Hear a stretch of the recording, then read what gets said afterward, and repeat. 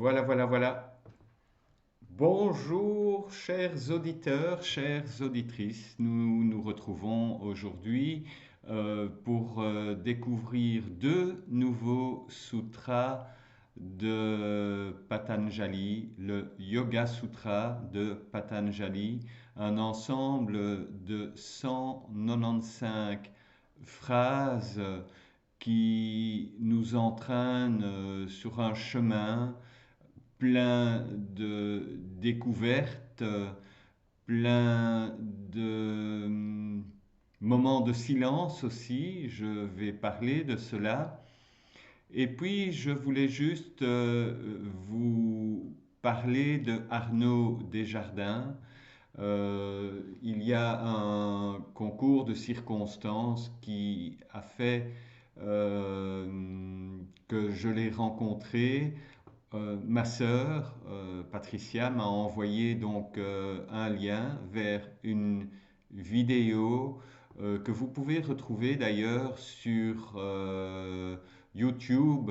euh, Être un avec. Je mettrai en lien cette vidéo pour que vous puissiez l'écouter en plusieurs fois parce qu'elle fait quand même 1h40, mais ça vaut la peine d'aller jusqu'au bout. Et quelque part, cette vidéo est en lien aussi avec les deux sutras que nous allons voir ensemble aujourd'hui. Donc, le sutra numéro 23 et le sutra numéro 24.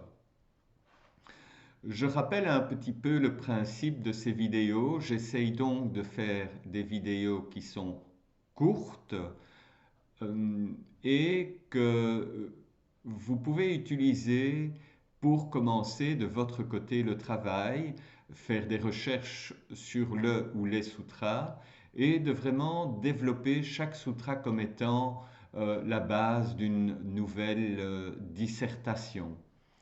Voilà. Donc, alors je vais commencer avec un sutra qui m'est relativement cher, que j'aime beaucoup, c'est Ishvara Pranid...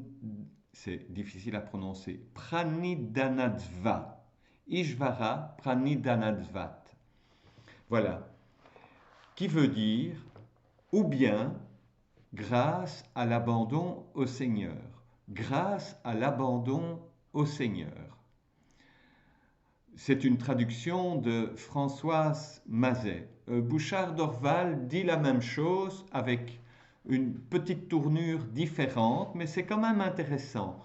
On y accède aussi par l'abandon au divin. Donc ça veut dire que nous avons précédemment essayé d'arriver en direction du samadhi de différentes manières.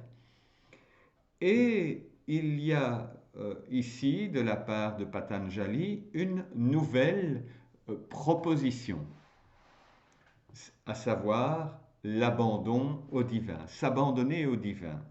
Donc, cela signifie qu'il y a un couple qui va travailler ensemble, c'est l'effort individuel que tu vas fournir au quotidien, parce que c'est vraiment un travail du quotidien, et puis à un moment donné, tu t'abandonnes. Parce que, encore une fois, souvent on me dit j'ai pas le temps, j'ai pas ci, c'est compliqué pour moi, j'ai des choses à faire, etc. Alors que il est si simple de dire maintenant je me pose et je prends le temps de travailler. Voilà. Donc, effort individuel conjugué avec cet abandon. On y va. Plus d'excuses. Alors, ce qui m'est venu en prenant note de ce sujet-là, c'était aussi le doute. Le doute, c'est quelque chose qui touche la plupart d'entre nous. En effet, le doute, en fait, il vient nous perturber. Le doute est un obstacle. Le doute nous enferme. Je vous laisse réfléchir là-dessus. Alors, j'ai repris également une petite interprétation de Desi Cachard. Desi Cachard nous dit que au plus tu t'efforces de connaître Ishvara, le Seigneur, au plus tu arriveras à te connaître. Donc, effectivement, ce qui est important dans ce cheminement, c'est de savoir qui tu es. Donc, ici, et là je viens un petit peu avec Arnaud Desjardins, cette notion de oui. Donc pour moi, ici, il y a un oui absolu. C'est pas un oui à 50%, il y a un oui absolu au divin, à la vie, à l'amour. Toutes les barrières tombent. La lumière rentre dans ton cœur. Être un avec ce qui est, nous explique Arnaud Desjardins. Donc, là, je vous invite à écouter donc cette vidéo qui va peut-être compléter votre réflexion sur le cheminement.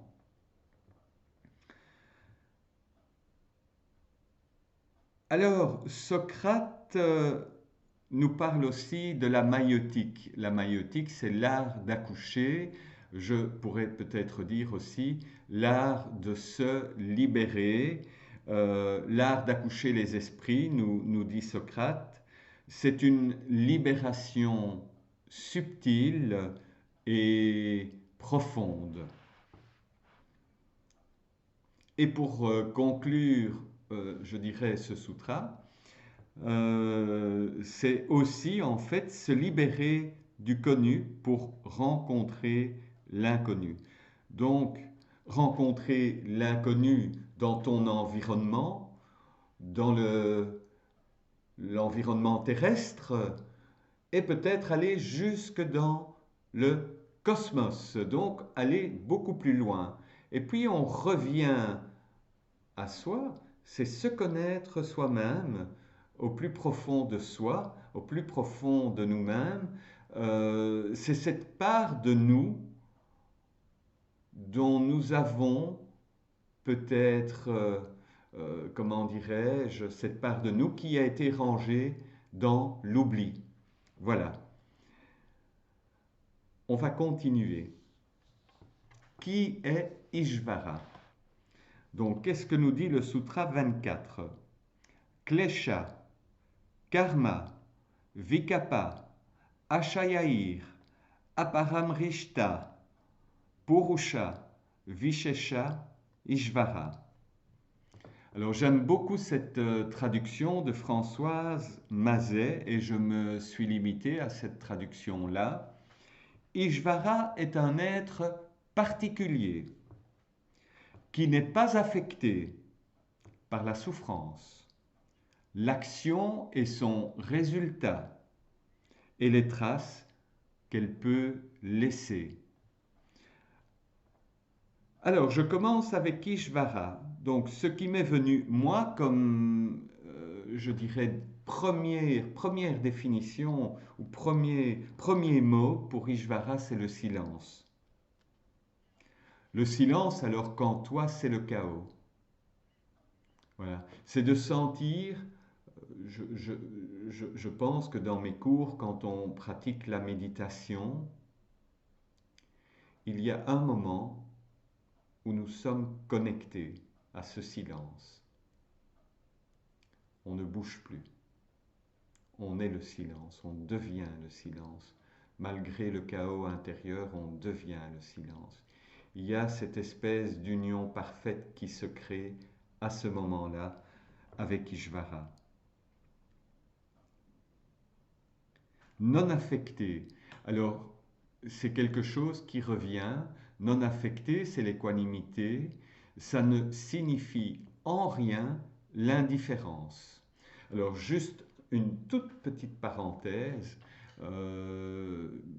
J'avais remarqué dans un échange sur les réseaux sociaux, on parlait de prendre soin de soi, alors qu'aujourd'hui on est dans le prendre soin des autres. Et je reviens là-dessus, il n'y a rien d'égoïste à prendre soin de soi. Et si tu n'es pas en capacité de prendre soin de toi, tu ne pourras absolument pas être en capacité de prendre soin des autres. Il y aura quelque chose de totalement imparfait dans cette démarche. Donc ici, je reviens avec l'équanimité, ne pas être affecté par la souffrance, l'action qui a mené à cette souffrance, les conséquences, le résultat de cette souffrance et les traces que cette dernière peut laisser en nous. Alors, affecté par quoi? Je viens de le dire, par la souffrance, l'action et le résultat de l'action, les traces, donc les traces, c'est les séquelles potentielles, les imprégnations.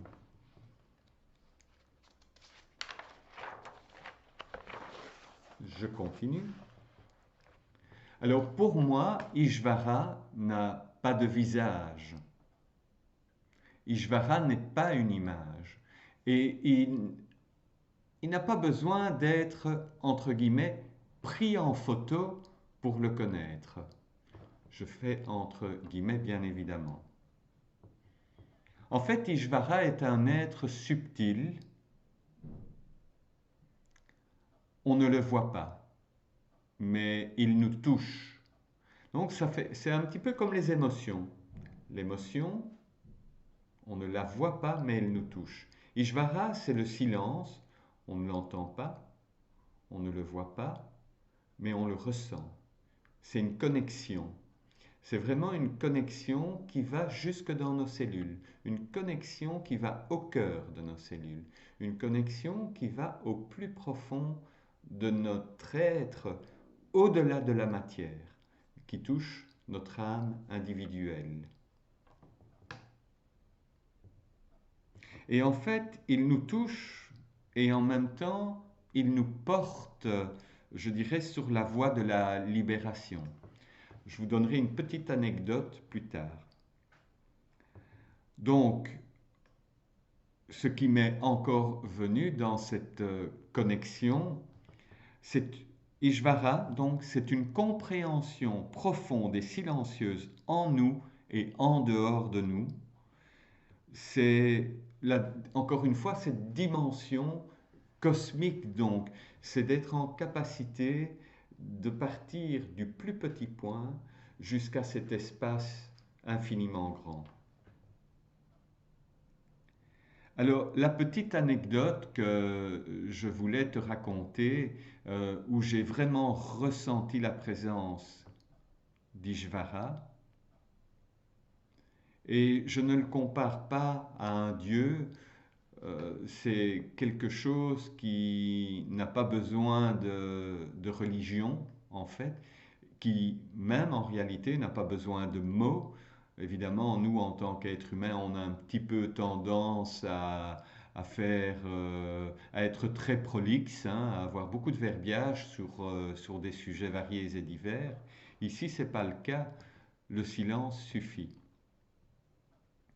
Donc, c'était en 2017, j'avais organisé un voyage avec mon épouse en direction de Bali. Et on s'est retrouvé un jour dans la jungle balinaise et c'était vraiment un cadre sublime, un cadre magnifique. C'était vraiment l'opportunité d'être en communion avec la nature. Et je répète souvent cela, ça paraît un petit peu bizarre, mais la nature, c'est pas le béton, hein. La terre, c'est la nature, c'est notre matrice, notre première mère en fait. Et je papotais, enfin voilà, j'étais avec une amie qui était devant moi, qui marchait devant moi. Et puis on était sur un tout petit sentier et au moment où j'étais occupé à discuter avec cette personne, bon, j'étais un petit peu moins concentré sur où je pose mes pieds. Et j'ai encore ce sentiment aujourd'hui en moi. J'ai dérapé sur une partie de roche humide où il y avait de la terre et c'était relativement glissant. Et je suis tombé dans un trou. Et dans cette chute, tout s'est passé au ralenti, vraiment, au ralenti. Et je suis tombé sur le dos, j'ai eu les coudes égratignés, j'avais une jambe dans le trou et l'autre était au dehors du trou. Donc j'étais un petit peu, je dirais, écartelé comme cela. Et puis j'ai regardé le ciel, j'ai souri parce que, évidemment, tout le monde s'est retrouvé autour de moi pour me demander si j'allais bien. Et j'ai vraiment eu cette sensation d'être porté, voilà, d'être porté et d'être déposé dans le trou. Et donc, quand nous sommes rentrés en fin de journée au campement, Madé, le responsable de l'hébergement, me dit, Alain, c'est bien de tomber. Alors, il disait ça avec son sourire. Et puis moi, j'ai eu pendant une seconde un petit moment d'hésitation. Et puis j'ai dit oui. J'ai dit oui. Voilà. Et cette petite anecdote est un exemple pour moi où quand on s'abandonne au divin, tout va bien. Voilà. Je te souhaite une excellente fin de journée ou début de journée, ça dépend à quel moment tu visionnes cette vidéo. Je te rappelle que maintenant que tu as terminé l'écoute de cette vidéo, ton travail à toi commence. Donc, ne perds pas ton temps, prends ton carnet de bord, prends des notes, fais des recherches et on se retrouve dans quelques jours. Voilà. À très bientôt et merci de ton écoute.